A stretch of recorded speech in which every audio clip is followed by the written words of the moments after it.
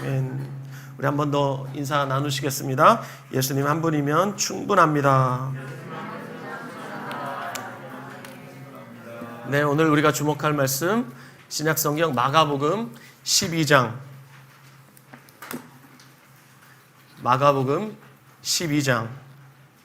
18절부터 27절 말씀입니다. 마가복음 12장 18절부터 27절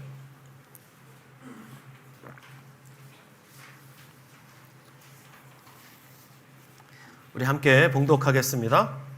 시작. 부활이 없다 하는 사두개인들이 예수께 와서 물어 이르되 선생님이여, 모세가 우리에게 써주기를 어떤 사람의 형이 자식이 없이 아내를 두고 죽으면 그 동생이 그 아내를 취하여 형을 위하여 상속자를 세울지니라 하였나이다.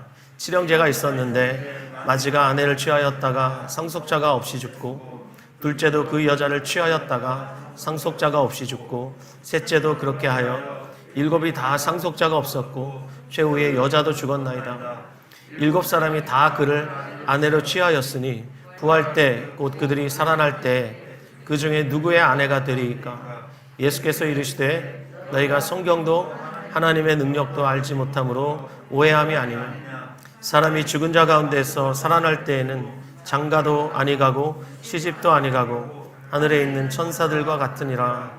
죽은 자가 살아난다는 것을 말할진대 너희가 모세의 책 중 가시나무 떨기에 관한 글에 하나님께서 모세에게 이르시되 나는 아브라함의 하나님이요 이삭의 하나님이요 야곱의 하나님이로라 하신 말씀을 읽어보지 못하였느냐. 하나님은 죽은 자의 하나님이 아니요 산 자의 하나님이시라. 너희가 크게 오해하였도다 하시니라. 아멘. 저는 오늘 여러분과 함께 봉독한 이 말씀을 중심으로 마가복음 53번째 메시지 죽은 자의 하나님, 산 자의 하나님, 죽은 자의 하나님, 산 자의 하나님, 이와 같은 제목으로 하나님의 은혜의 복음 증거하도록 하겠습니다.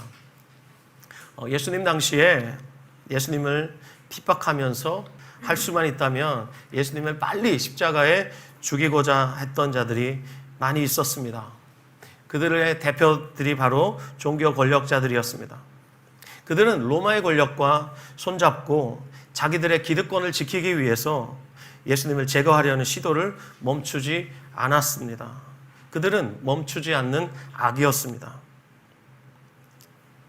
그들에게 예수님은 공공의 적과 같은 존재였습니다. 정치적 입장이 조금 다른 자들이라도 예수님을 제거할 수만 있다면 함께 손을 잡았습니다. 지난 7월 넷째 주일에 주목해 보았던 본문 마가복음 12장 13절부터 17절 말씀을 보면 정치적으로 도저히 함께 할 수 없는 두 무리가 있죠. 바리새인들과 헤롯 당입니다. 이들이 손을 잡고 예수님을 마치 사냥하듯이 책 잡으러 왔던 것을 우리가 기억합니다.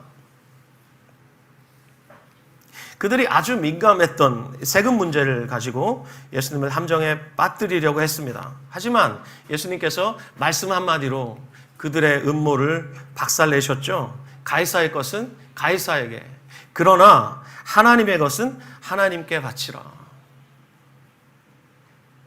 그러자 이번에는 오늘의 본문에서 보듯이 사두개인들이 곧바로 등장하고 있습니다. 자, 본문 17절부터 18절 사이에는 간극이 없어요. 곧바로 사두개인들이 예수님께 지금 다가오고 있는 그런 모습입니다. 예수님을 잡아 죽이려고 했던 사람들 중에 1번 타자로 등장했던 사람들이 있었죠. 그들이 마가복음 11장 27절에 나오는 자들입니다. 11장 27절 보십시오.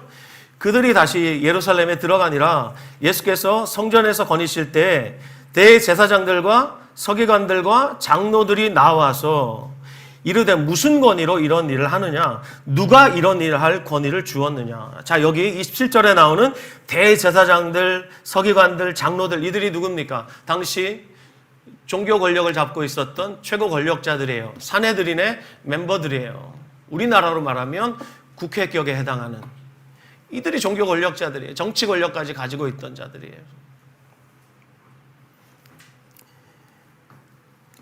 이들이 예수님 앞에서 보기 좋게 패하죠.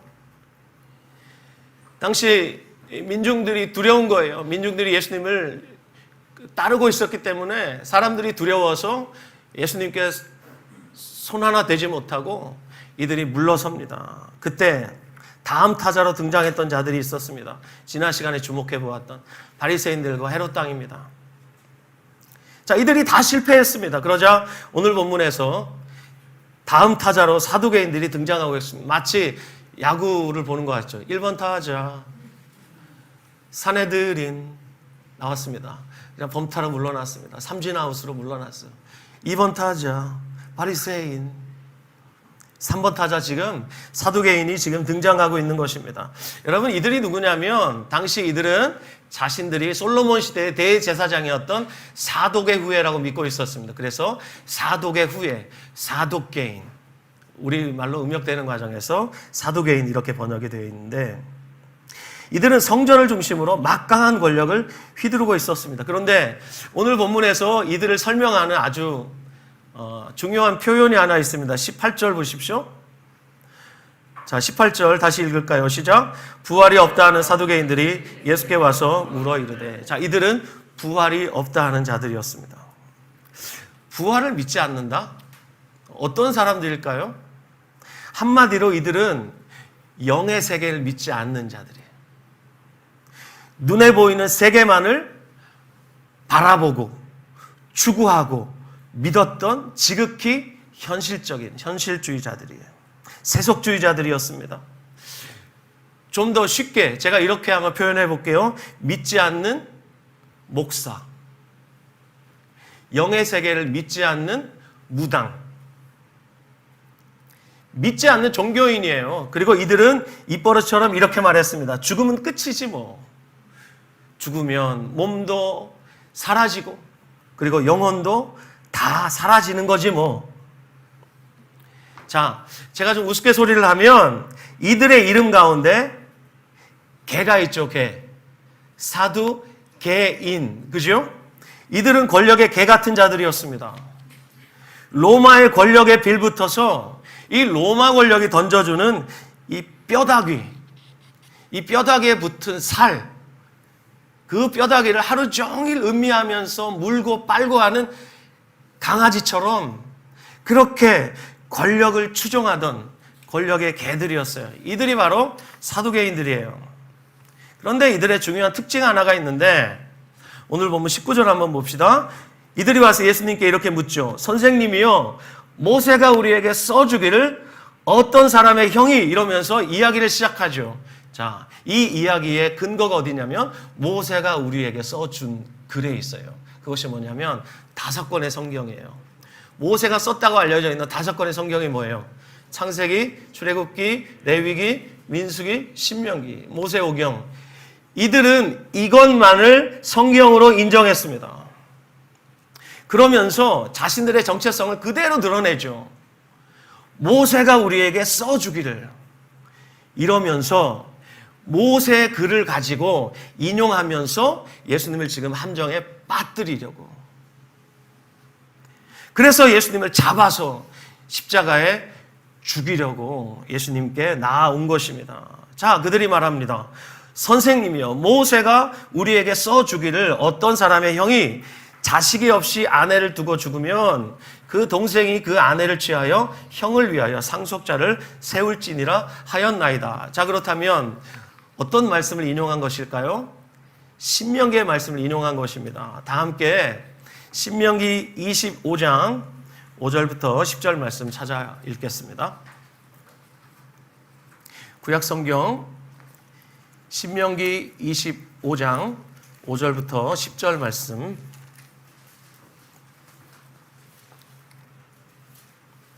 신명기 25장 5절부터 10절 말씀입니다. 찾으셨으면 아멘. 네, 거기 소제목이 어떻게 나와 있습니까? 죽은 형제에 대한 의무, 이렇게 나와 있죠. 자, 5절부터 10절까지 우리 함께 읽겠습니다. 시작. 형제들이 함께 사는데 그중 하나가 죽고 아들이 없거든 그 죽은 자의 아내는 나가서 타인에게 시집가지 말 것이요, 그의 남편의 형제가 그에게로 들어가서 그를 맞이하여 아내로 삼아 그의 남편의 형제된 의무를 그에게 다 행할 것이요, 그 여인의 낳은 첫 아들이 그 죽은 형제의 이름을 잊게 하여 그 이름이 이스라엘 중에서 끊어지지 않게 할 것이니라.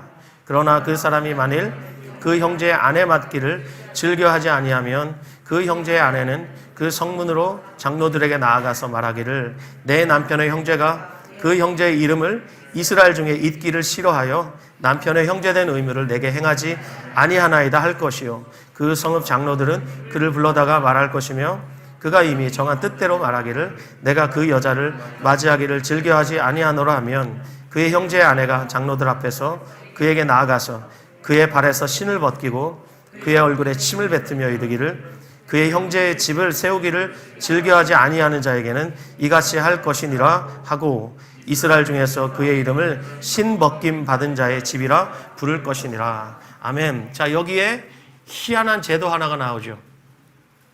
이 제도를 계대결혼이라고 합니다. 이을 계자에 그리고 윗대 아랫대라고 할 때 대를 이어주는 이 결혼, 계대결혼이라고도 하고 형사 취수혼이라고도 합니다. 형사, 형이 죽고 취수, 이 숫자는 형수할 때 그 숫자예요. 형수를 취하여 혼인하는 형이 죽고 미망인이 된 그 형수를 아내로 맞아서 동생이 그 형수와 결혼하여 자녀를 낳아서 그 형의 이름으로 그 대를 이어주는 이 희한한 이 결혼 제도가 여기에 나와 있어요. 이 희한한 결혼 제도가 이스라엘에게 아주 중요했는데 우리의 윤리적인 시각으로 보면 어떻습니까? 우리의 윤리적인 시각으로 보면 좀 말도 안 되는 그런 제도지요. 그런데 이 제도는 하나님의 구속사라는 큰 그림으로 보셔야 됩니다. 아담이 타락했을 때 하나님이 그들에게 구원자를 보내시겠다고 약속하셨어요. 그 구원자의 이름이 여자의 후손이에요. 예수님께서 여자의 후손으로 오셨습니다. 그렇다면 예수님이 오시기까지 구약 전체의 역사는 제가 이렇게 여러분에게 말씀드릴 수 있습니다. 하나님께서 여자의 후손으로 구원자를 나게 하시기 위한 하나님의 역사다.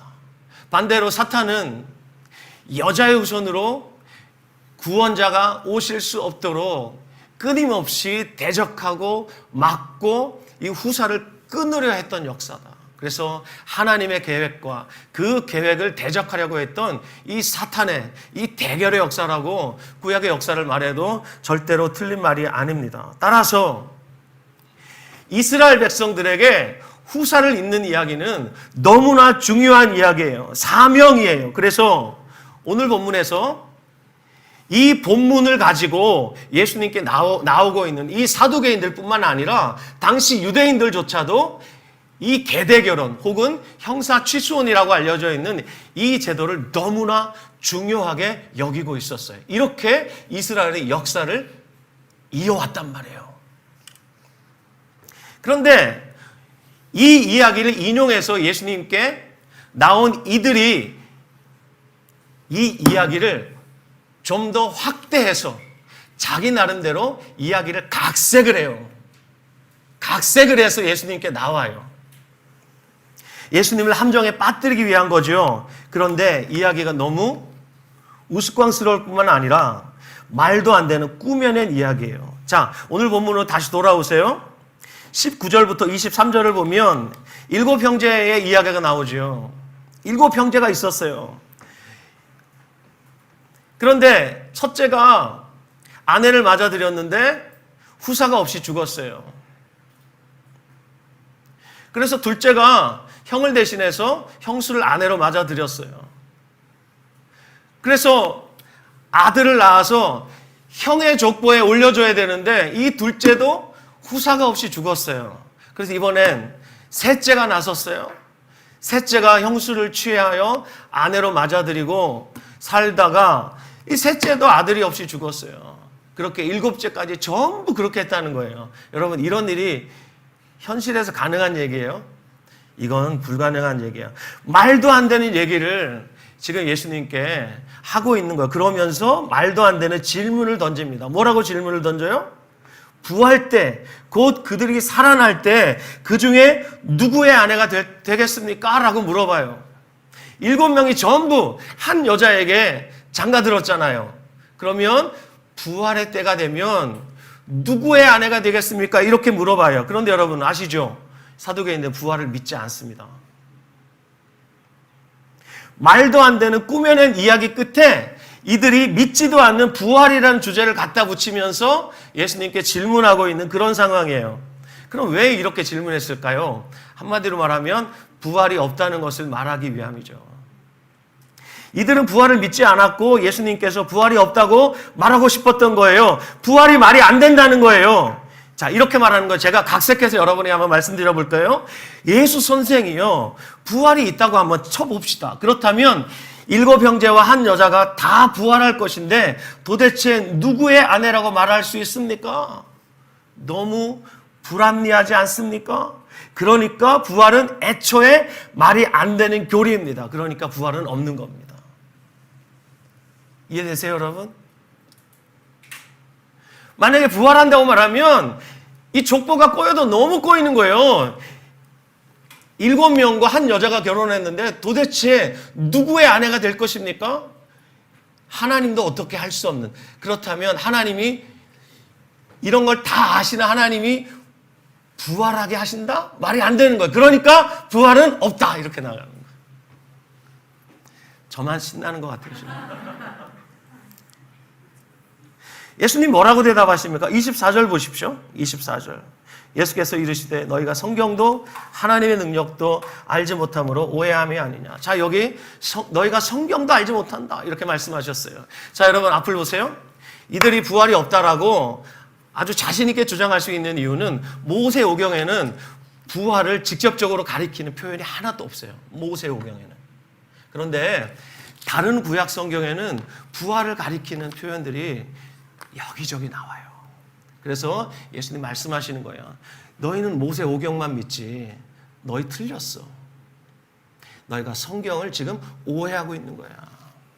그리고 너희는 하나님의 능력도 알지 못해. 하나님의 능력이 뭐예요? 부활이죠. 너희는 성경도 모르고 부활도 모른다. 그래서 너희가 지금 오해하고 있다. 여러분 오해하지 마실 것은 예수님이 지금 이들에게 너희 지금 오해하고 있어. 이 말은 너희가 잘 알고 있는데 오늘 너희가 조금 헷갈리는 것 같다. 이런 얘기가 아니라 이들이 전혀 모른다는 얘기예요. 오해한다는 말, 이 단어의 뜻이 뭐냐면 행성이 궤도를 벗어나다 이런 뜻이에요. 지금 길을 잃었다 이런 뜻이에요. 이들은 지금 길을 잃은 양이에요. 무슨 얘기냐? 이들은 지금 부활을 주제로 예수님과 함께 토론할 이런 계제가 아니라 이들은 지금 거듭나야 되는 사람들이에요. 하나님을 믿지 않는 자들이기 때문에 이들은 니고데모처럼 하나님의 나라를 알지 못하여서 이들은 거듭나야 하는 자들이지 부활이라는 주제를 가지고 예수님을 책잡으려 해서는 안 되는 자들이란 말이에요. 이 오해함이 아니냐라는 말의 뜻이 바로 이것입니다. 25절 보십시오.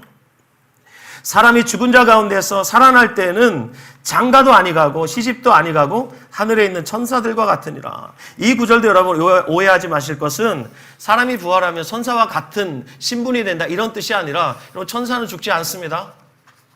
그리고 천사는 시집 가지 않고 장가 가지 않습니다. 사람이 부활 때가 되면 예수님 재림하시면 우리 모두가 부활할 텐데 그때는 시집도 가지 않고 장가도 가지 않습니다. 그때 제가 제 아내와 새하늘과 새 땅에서 어떻게 서로 부를까요? 제가 여보 그러면 물 떠올까요? 아니죠. 우리 집사람이 여보 그러면 제가 가서 이렇게 안아주고 그렇게 할까? 그렇지 않습니다. 부활의 때에는 저와 제 아내가 서로 주 안에서 형제 자매입니다. 서로 인격적으로 이 땅에서 수십 년간 함께 교제하며 살았기 때문에 한 몸을 이루고 살았기 때문에 저와 아내는 천국에서도 아마 굉장히 친밀한 관계로 그렇게 영원히 함께 주 안에서 형제 자매로 살 것입니다. 여러분 아세요? 우리 모두가 주 안에서 형제 자매로 살 것입니다. 아멘. 하나님께 손자가 없어요. 아세요? 하나님께 손자가 없어요. 예수님이 우리의 맏형이시고 맏아들이시고 우리 모두는 예수님을 형님이라고 부르고 여러분이 예수님을 오빠라고 부르고 하나님께 전부 하나님의 자녀들이에요. 아멘. 하나님께 손자가 없어요. 아멘. 부활 때는 그렇게 될 것이에요. 누구도 시집가지 않고 장가가지 않습니다. 자, 이렇게 말씀하시고 이들의 잘못됨을 주님께서 수정해 주고 계시죠. 그러면서 26절, 27절에 결론적인 말씀을 하십니다. 자, 26절, 27절 같이 한번 읽겠습니다. 시작. 죽은 자가 살아난다는 것을 말할진대 너희가 모세의 책 중 가시나무 떨기에 관한 글에 하나님께서 모세에게 이르시되 나는 아브라함의 하나님이요 이삭의 하나님이요 야곱의 하나님이로라 하신 말씀을 읽어보지 못하였느냐? 하나님은 죽은 자의 하나님이 아니요 산 자의 하나님이시라 너희가 크게 오해하였도다 하시니라. 아멘. 자, 여기 모세의 책 중에 가시나무 떨기에 관한 글, 이 글이 어디에 나옵니까? 모세의 책 5권 중에서 출애굽기 3장에 나오죠. 하나님께서 광야 시내산 호렙산 광야에서 모세를 부르십니다. 그때 모세가 하나님께 질문하죠. 제가 하나님 백성에게 가서 그들을 구원해 내려고 할 때 그들이 하나님의 이름을 물으면 제가 뭐라고 대답하면 좋겠습니까? 그때 하나님이 모세에게 말씀해 주시는 거예요. 나는 아브라함의 하나님, 이삭의 하나님, 야곱의 하나님이다. 그러면서 나는 산 자의 하나님이다. 이렇게 말씀하십니다. 그렇다면 여러분에게 묻겠습니다. 지금 아브라함과 이삭과 야곱은 죽은 자입니까? 산 자입니까? 대답 잘하셔야 돼요. 다시 묻겠습니다. 아브라함과 이삭과 야곱은 죽은 자입니까? 산 자입니까? 자, 모세는 아브라함 이후 약 500년 후에 태어난 사람이에요. 그런데 지금 시내산에서 하나님을 만나고 있는 모세가 하나님께 묻잖아요. 아브라함이 죽은 지 이미 500년도 훨씬 지난 상황입니다. 그런데 하나님이 뭐라고 말씀하세요? 아브라함, 그는 지금 살아있다. 이렇게 말씀하세요. 생물학적으로는 죽었어요. 죽은 지 500년도 훨씬 지났어요. 그런데 아브라함은 살아있다라고 주님 말씀하세요. 자, 3단 논법으로 제가 여러분 말씀드려 보겠습니다. 나는 아브라함의 하나님이다. 나는 산자의 하나님이다. 아브라함은 산자다. 이런 뜻입니다. 다시요. 나는 아브라함의 하나님이다. 나는 산자의 하나님이다. 그러므로 아브라함은 지금 살아있다. 맞아요. 아브라함은 살아있습니다. 이삭도 살아있고 야곱도 살아있습니다. 우리가 최근에 히브리서 말씀을 묵상했는데 히브리서 11장에 보면 믿음의 선진들이 나오죠. 그들 전부 생물학적으로는 죽었어요. 그들의 무덤이 있어요. 그렇지만 그들은 생물학적으로는 죽었지만 지금 살아있어요. 우린 전도할 때 예수 믿으세요. 예수 믿고 구원 받으세요. 이렇게 전도하죠. 그런데 청교도들은 전도할 때 이렇게 전도했다고 해요. 한번 따라 하시죠. 한 번 태어나면 2번 죽고 2번 태어나면 1번 죽습니다. 자, 다시요. 한 번 태어나면 2번 죽고 2번 태어나면 1번 죽습니다. 자, 3세번이요. 한 번 태어나면 2번 죽고 2번 태어나면 1번 죽습니다. 예, 그렇다면 2번 태어나면 1번 죽는다. 이게 무슨 말일까요? 자, 2번 태어난다는 말은 먼저 어머니의 태로부터 1번 태어나는 것입니다. 그리고 두 번째, 저와 여러분 우리 그리스도인들은 하나님의 은혜로 복음을 듣고 거듭나죠. 2번째 태어나는 것입니다. 모든 그리스도인들이 이 땅에서 이미 2번 태어났습니다. 그렇다면 2번 태어난 사람은 한 번만 죽으면 됩니다. 2번 태어나면 1번 죽는다는 말이 바로 이것입니다. 누구나 피할 수 없는 육체의 죽음, 그 죽음을 저와 여러분도 경험할 수밖에 없어요. 그래서 우리는 이 땅에서 2번 태어나지만 한 번만 죽으면 됩니다. 할렐루야. 네, 오늘 지체 모임 시간에 이걸 각자의 언어로 여러분들이 설명하셔야 됩니다. 잘 들으셔야 돼요. 이걸 여러분들이 마음속에 깊이 새기고 계셔야 됩니다. 반대로 한 번 태어나면 2번 죽습니다. 어머니의 태로부터 출생했지만 예수 믿고 거듭나지 않으면 한 번만 태어나는 것입니다. 그러면 이 사람이 죽을 때까지 거듭나지 않고 그냥 죽으면 어떻게 되는 것입니까? 이 사람은 두 번 죽게 됩니다. 첫 번째 육체로 한 번 죽게 되고, 두 번째 그 후에 한 번 더 죽게 되는데, 이것이 바로 영원한 사망, 곧 지옥의 심판입니다. 저와 여러분은 두 번 태어났고 이제 한 번만 죽으면 됩니다. 근데 이 죽음이라는 것도 우리에게는 영원한 삶으로 들어가는 관문에 불과합니다. 예수님께서 죽음을 정복하셨어요. 그러므로 죽음을 두려워할 필요가 없어요. 물론 두렵겠죠. 사랑하는 가족들과 그리고 내가 이 땅에서 삶을 다 놓아야 된다는 것 때문에 아쉬움도 많을 것이고 두려움도 많을 것입니다. 그러나 그 문은 누구라도 통과해야 하는 문인데, 저와 여러분, 이 땅에서 주님께서 우리를 인도해 가실 뿐 아니라 죽음 너머의 그 세상에서도 주님께서 우리의 손을 잡고 가실 줄 믿습니다. 그래서 두려워할 필요가 없어요. 예수님 말씀하셨어요. 한번 따라하시죠. 나는 부활이요 생명이니 나를 믿는 자는 죽어도 살겠고 무릇 살아서 나를 믿는 자는 영원히 죽지 아니하리라. 이것을 내가 믿느냐? 마르다에게 질문하시는 거예요. 나는 부활이요 생명이니 나를 믿는 자는 죽어도 산다. 와우! 이것보다 더 큰 역설이 어디 있어요? 죽었는데 산대요. 그리고 무릇 살아서 믿는 자는 영원히 죽지 않는데요. 누가요? 저와 여러분이 말이에요. 우린 죽어요. 그런데 안 죽어요.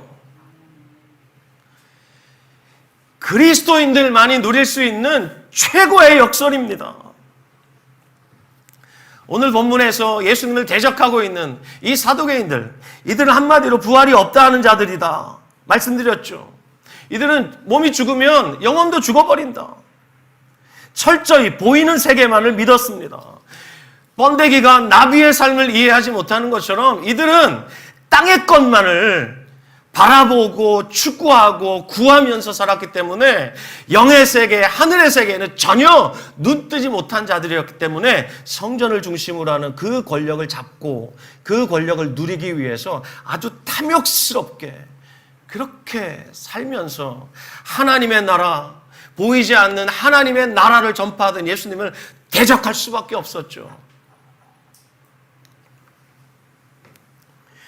요한계시록의 7교회 중에 사대교회라는 교회가 있었습니다. 그 교회를 향해서 예수님 뭐라고 책망했습니까? 네가 살았다는 이름은 가졌지만 실상은 너 죽은 자다라고 말씀하셨어요. 그런 것처럼 사두개인들, 이들 성전을 중심으로 하는 성전 권력을 잡고 있을지는 몰라도 그 땅에서 떵떵거리면서 상류층으로 살았을지는 몰라도 그들은 실상은 죽은 자들이었어요. 그들을 향해 주님이 이렇게 선포하셨죠. 한 번 죽는 것은 사람에게 정해진 것이요 그 후에는 심판이 있을 것이다. 그들은 두 번째 사망, 심판을 받을 것입니다. 그러나 저와 여러분은 어떻습니까? 저와 여러분 예수님의 부활 생명으로 살고 있습니다. 아멘. 죽어도 사는 예수님의 부활 생명입니다. 우린 죽습니다. 하지만 안 죽어요. 이 땅에서 우리가 지금 이 부활 생명을 맛보고 누리고 있어요. 우리가 죽음이라는 관문을 통과하면 영원히 지금 우리가 알고 있는 것은 정말 그 에베레스트 산 앞에서 그냥 삽으로 한 삽 뜬 정도, 이 정도밖에 안 되는 거예요. 그래서 우리에게 영생이 필요한지도 몰라요. 그 하나님의 나라를 다 맛보려면 영원히 맛봐야 돼요. 그래야지 그 하나님의 나라를 다 맛볼 수 있는 거예요.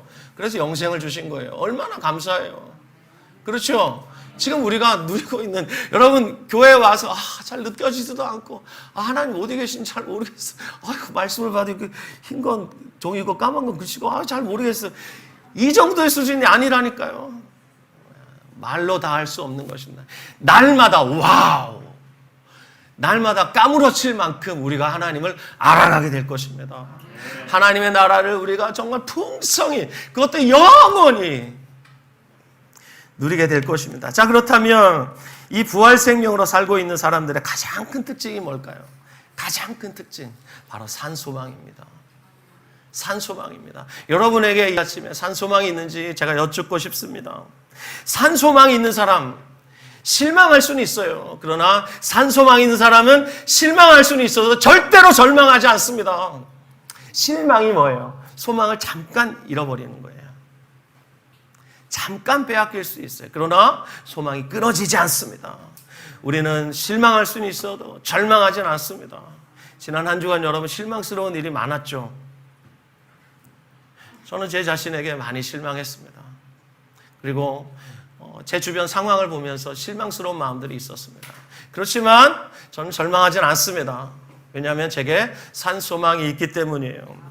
여러분 종교개혁자 마틴 루터를 아실 겁니다. 그도 인간인지라 이 종교개혁을 하면서 로마 교황청으로부터 끊임없는 이 위협과 또 핍박과 박해에 시달렸어요. 그래서 어느 날 손에 힘이 다 풀려버린 거예요. 맥이 다 풀어지고 그냥 침대에 누워버렸습니다.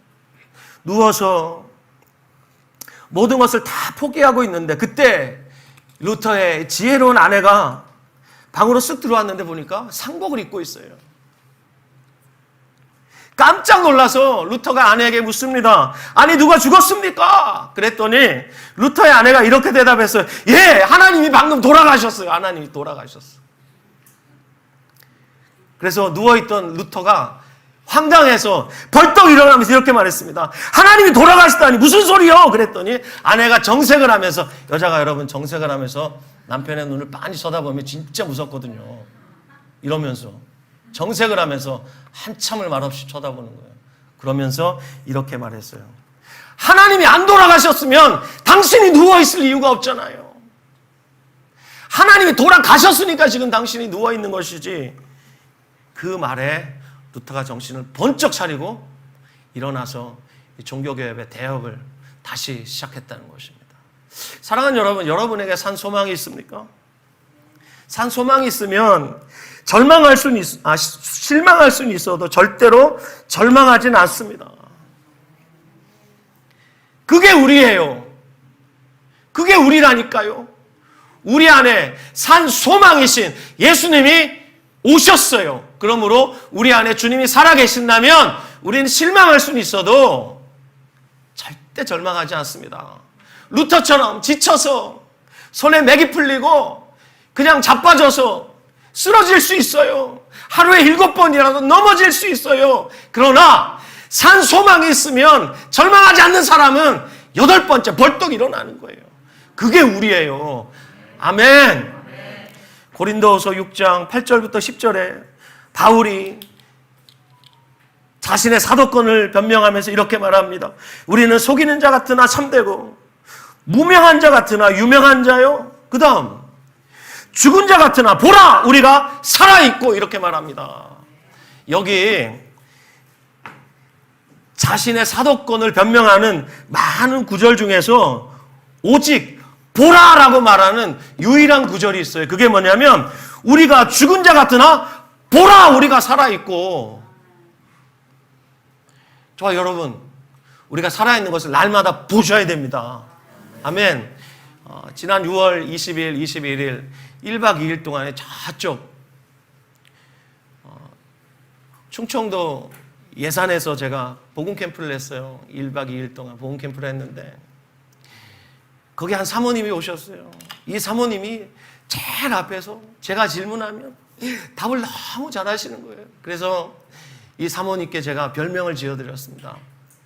고린도후서 5장 17절 사모님 한번 선포해 보세요. 그런데 사모님 선포하실 때 보라를 크게 하세요. 그랬더니 누구든지 그리스도 안에 있으면 새로운 피조물이라.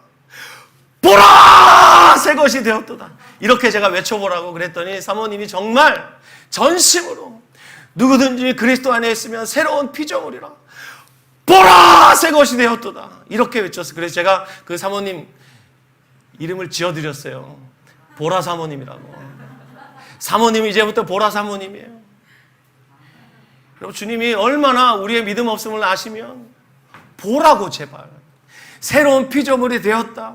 이 사람아, 내 아들아, 내 딸아, 보라! 새 것이 되었도다. 아멘. 여기도 바울이 그러잖아요. 얼마나 제자들이 안 믿으면 우리는 속이는 자 같으나 참되고 무명한 자 같으나 유명한 자요 죽은 자 같으나 우리가 살아있고 징계를 받는 자 같으나 죽임을 당하지 아니하고 근심하는 자 같으나 항상 기뻐하고 가난한 자 같으나 많은 사람을 부요하게 하고 아무것도 없는 자 같으나 모든 것을 가진 자로다. 여기에서 유일하게 보라고 말하는 구절이 어디냐면 우리가 죽은 자 같으나 보라 우리가 살아있고 이렇게 말하는 거예요. 날마다 보셔야 됩니다. 무엇을요? 내가 산 자라는 것을 봐야 돼요. 저 여러분 산 자입니다. 우린 죽습니다. 그러나 안 죽어요. 우린 영원히 주님과 살 거예요. 그 소망을 여러분 가슴에 품고 이번 한 주간도 여러분 산 소망 가운데 벌떡벌떡 뛰시면서 살아가신 여러분 되시기를 바랍니다. 아멘. 하나님은 죽은 자의 하나님이 아니라 산 자의 하나님이신 줄 믿습니다. 하나님은 나의 하나님이십니다. 하나님은 나의 하나님이십니다. 하나님은 나의 하나님이십니다. 하나님은 우리의 하나님이십니다. 하나님은 우리의 하나님이십니다. 하나님은 처음 사랑 교회의 하나님이십니다. 믿으시면 아멘.